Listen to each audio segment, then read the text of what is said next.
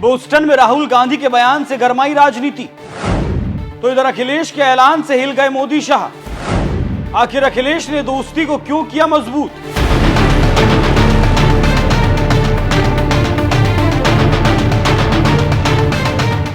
चुनाव आयोग शक के घेरे में है और इसके कई उदाहरण हैं। पहला उदाहरण यह है कि अगर चोर की दाढ़ी में तिनका वाली बात नहीं होती तो पंजाब हरियाणा कोर्ट के आदेश के तुरंत बाद रात को ही चुनाव आयोग का नियम क्यों बदला जाता। दूसरा उदाहरण सुप्रीम कोर्ट में याचिकाओं को लेकर सुनवाई के दौरान चुनाव आयोग ने कहा कि हम सभी याचिकाकर्ताओं की समस्याओं का समाधान करने के लिए तैयार हैं, सभी लोग मेरे ऑफिस आकर जान सकते हैं। लेकिन कांग्रेस नेता राहुल गांधी इस चुनाव आयोग को देश ही नहीं इंटरनेशनली बेइज्जत करना चाहते हैं। तभी तो अमेरिका के दौरे पर पहुंचे राहुल गांधी ने वो बम फोड़ा जिससे भारत में कोहराम मच गया। अमेरिका के दौरे पर पहुंचे राहुल गांधी ने कहा, हमारे लिए यह बिल्कुल स्पष्ट है कि चुनाव आयोग ने समझौता कर लिया है और यह भी बिल्कुल स्पष्ट है कि सिस्टम में कुछ गड़बड़ है। मैंने ये कई बार कहा है, महाराष्ट्र विधानसभा चुनाव में महाराष्ट्र में वयस्कों की संख्या से ज्यादा लोगों ने मतदान किया। चुनाव आयोग ने हमें शाम 5:30 बजे तक के मतदान के आंकड़े दिए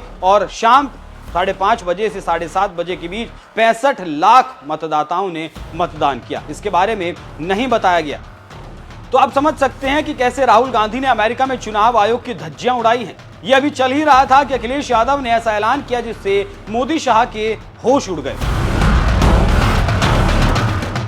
आप जानते हैं कि यूपी में 2027 में चुनाव है और उसको लेकर कवायद अभी से जारी है और यूपी की दो पार्टियां बीजेपी समाजवादी पार्टी और कांग्रेस आपस में टकरा रही हैं। उसी कड़ी में एसपी मुखिया अखिलेश यादव ने ऐसी बात बोल दी कि मोदी शाह का गला सूख गया और यूपी में विधानसभा चुनावों को लेकर अखिलेश ने बड़ा ऐलान कर दिया और कहा, आगामी यूपी विधानसभा चुनाव में कांग्रेस और समाजवादी पार्टी का गठबंधन रहेगा। 2027 के विधानसभा चुनाव में पीडीए, पिछड़ा, दलित और अल्पसंख्यक राज्य से भाजपा को उखाड़ फेंकेंगे। इंडिया गठबंधन है और रहेगा।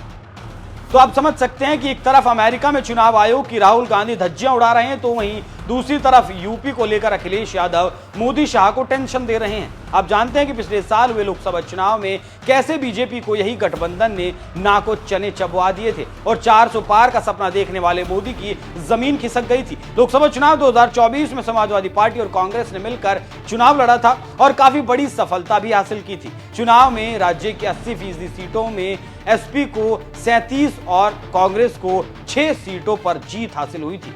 वहीं बीजेपी को 33, आरएलडी को 2 और अपना दल सोनीलाल को 1 और आजाद समाज पार्टी काशीराम को 1 सीट हासिल हुई थी। तो आप समझ सकते हैं कि कैसा रिजल्ट रहा और अब अखिलेश के ऐलान से फिर यूपी का समीकरण बदल गया है। बीजेपी थिंकरों को लग रहा था कि दोनों का गठबंधन नहीं होगा, लेकिन अखिलेश ने ऐलान करके मोदी शाह को एक साथ जोर का झटका धीरे से दिया है। अब देखना होगा कि आगे बीजेपी क्या रणनीति अपनाती है।